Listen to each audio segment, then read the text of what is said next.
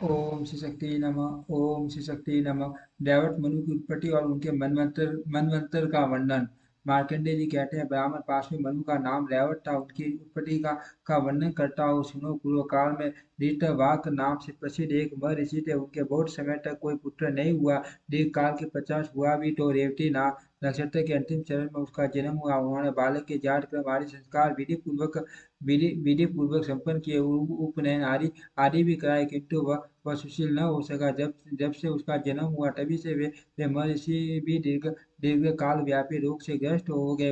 उसकी माता भी कोढ़ आदि से पीड़ित हो वह बहुत दुख उठाने लगे। बालक के पिता अत्यंत दुखी होकर सोचने लगे, यह कैसा अनर्थ प्राप्त हुआ है। उधर उधर उसे दुष्ट बुद्धि वाले पुत्र ने दूसरे मुनि मुनि कुमार की स्त्री का अपहरण कर लिया कर लिया कर लिया। इससे इससे खीन खीन शीत होकर ऋतक ऋतक वाक ने कहा, मनुष्यों का बिना मनुष्यों का बिना पुत्र के रहना अच्छा है, किंतु कुपुत्र का होना कदापि उत्तम नहीं। कुपुत्र तो पिता माता के गड्ढे को चराई सालता रहता है, और स्वर्ग में गए हुए पितरों को भी नरक में गिरा देता है।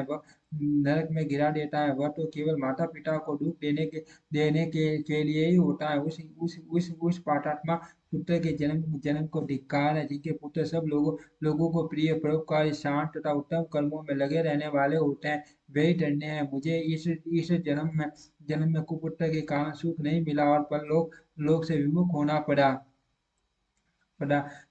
होना पड़ा। कुपुत्र का आश्रय लेने वाला मेरा यह अधम जन्म केवल नरक में ले जाने वाला है, उत्तम गति की प्राप्ति करने वाला नहीं। इस प्रकार अत्यंत दुष्ट पुत्र के दुराचारों से ऋतक वाक मुनि का हृदय जलने लगा। उन्होंने गर्ग मुनि से इसका कारण पूछा। ऋतवाक बोले, माम मुने, पूर्व काल में उत्तम व्रत का पालन करते हुए मैंने सब वेदों का विधि पूर्वक अध्ययन किया, और उन्हें समाप्त करके वैदिक विधि के अनुसार स्त्री के साथ विवाह किया। फिर स्त्री के साथ रखकर वेदों और स्मृतियों में बताए हुए सभी कर्तव्य कर्मों का अनुष्ठान किया। आज तक किसी भी क्रिया के अनुष्ठान में नवीनता नहीं आने दी। मुने मुने पुम नाम के नरक नरक से डरते हुए मैंने गर्भाधान की विधि से पुत्रोत्पत्ति का उद्देश्य रख कर स्त्री के साथ समागम किया है, कामों पर भोग के लिए नहीं। ये सब होने पर भी ऐसे कुपुत्र का जन्म क्यों हुआ? क्या क्या यह मेरे दोस्त से अथवा अपने दोस्त से उत्पन्न हुआ, जो अपनी दुष्टता से हमारे लिए दुखदायी और बंधुजनों के लिए शोक का कारण हो गया? गर्ग ने कहा, मुनिश्रेष्ठ, आपका यह पुत्र रेवती नक्षत्र के अंतिम चरण में उत्पन्न हुआ है, अतः दूषित समय में जन्म ग्रहण करने के कारण यह आपके लिए दुखदायी हो गया। ऋतक वाक बोले, मेरे एक ही पुत्र था, तो भी रेवती नक्षत्र के अंतिम भाग में उत्पन्न होने के कारण इसमें ऐसी दुष्टता आ गई। इसीलिए रेवती का शीघ्र ही पतन हो जाए। मुनि के इस प्रकार साफ देते ही रेवती नक्षत्र आकाश से गिरा।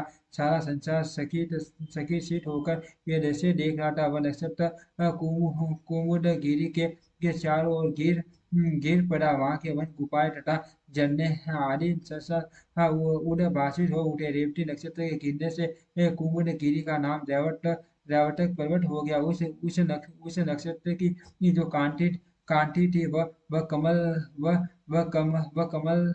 कमल मंडित सरोवर के रूप में प्रकट हुई। उस समय उस सरोवर की एक अत्यंत सुंदरी कन्या का प्रादुर्भाव हुआ। वह रेवती की कांति से प्रकट हुई थी, इसीलिए प्रभु मुनि ने उसे देखकर उसका नाम रेवती रख दिया। वह उनके आश्रम के पास ही प्रकट हुई थी, इसीलिए वही वही पिता की भांति उसका पालन पोषण करने लगे।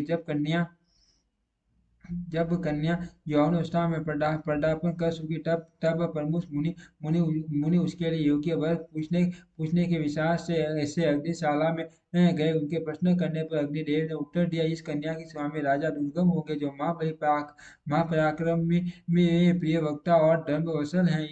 इसी बीच में मर्ग या के प्रसंग से राजा दुर्गम मुनि के आश्रम आश्रम आ पहुंचे। वे प्रियव्रत के वंश में उत्पन्न अत्यंत बलवान और पराक्रमी थे।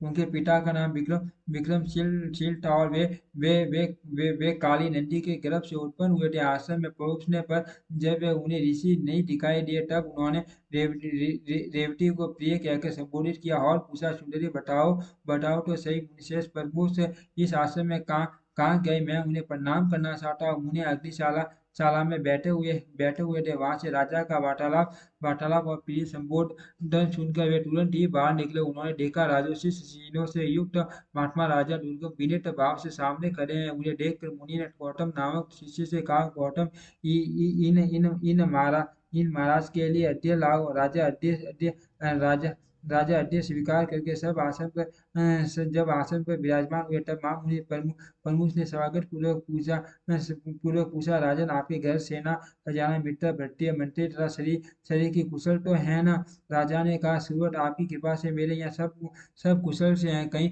कहीं भी कुशल का अभाव नहीं। ऋषि बोले, राजन, मेरे मेरे यहाँ एक कन्या है। इसी इसके लिए वर ढूंढने की इच्छा से मैंने अग्निदेव से पूछा था, इसका पति कौन होगा? अग्निदेव ने कहा, राजा दुर्गम ही इसके स्वामी होंगे। इसीलिए अब आप मेरी दी हुई इस कन्या को ग्रहण करें। आपने भी प्रिय प्रिय कहकर इसको संबोधित किया है। अर्थ अब क्यों विचार करते हैं?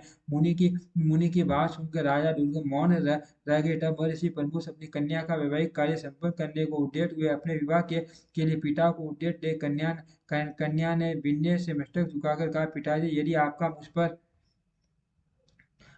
मुझ पर प्रेम है तो कृपा करके मेरा विवाह रेवती नक्षत्र में ही कीजिए। ऋषि बोले, भद्रऋतक वाक नाम से विख्यात तपस्वी मुनि ने रेवती नक्षत्र पर गौर करके उसे नक्षत्र मंडल से नीचे गिरा दिया है। कन्या ने कहा, पिताजी, क्या क्या ऋतक वाक मुनि ने ही ऐसी तपस्या की है आपने नहीं? यदि आप भी तपस्वी हैं तो रेवती नक्षत्र को पुनः आकाश में स्थापित कीजिए। आप उसी नक्षत्र में मेरा विवाह क्यों नहीं करते?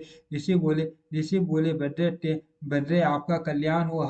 अब आप प्रसन्न हो जा। मैं आपके लिए रेवती नक्षत्र को पुनः चंद्रमा के मार्ग में स्थापित करता हूँ। तदनंतर महामुनि प्रमुख ने अपनी तपस्या के प्रभाव से रेवती नक्षत्र को पुनः पहले की ही भांति चंद्रमंडल से शिफ्ट कर दिया। फिर उसी नक्षत्र में वैदिक मंत्रों का उच्चारण करते हुए कन्या का विधि पूर्वक विवाह किया और प्रसन्न होकर अपने अपने जामाता से कहा, राजन, बताइए, मैं इस विवाह में दहेज के रूप में आपको क्या दूं? मेरी तपस्या तपस्या अप्रतीत है। मैं आपको दुर्लभ वस्तु भी दे सकता हूँ। राजा ने कहा, मुने, मेरा जन्म जन्म स्वयं वो मनु के वंश में हुआ है। अर्थ, मैं आपकी कृपा से ऐसा पुत्र चाहता हूँ जो मनवंतर का स्वामी हो।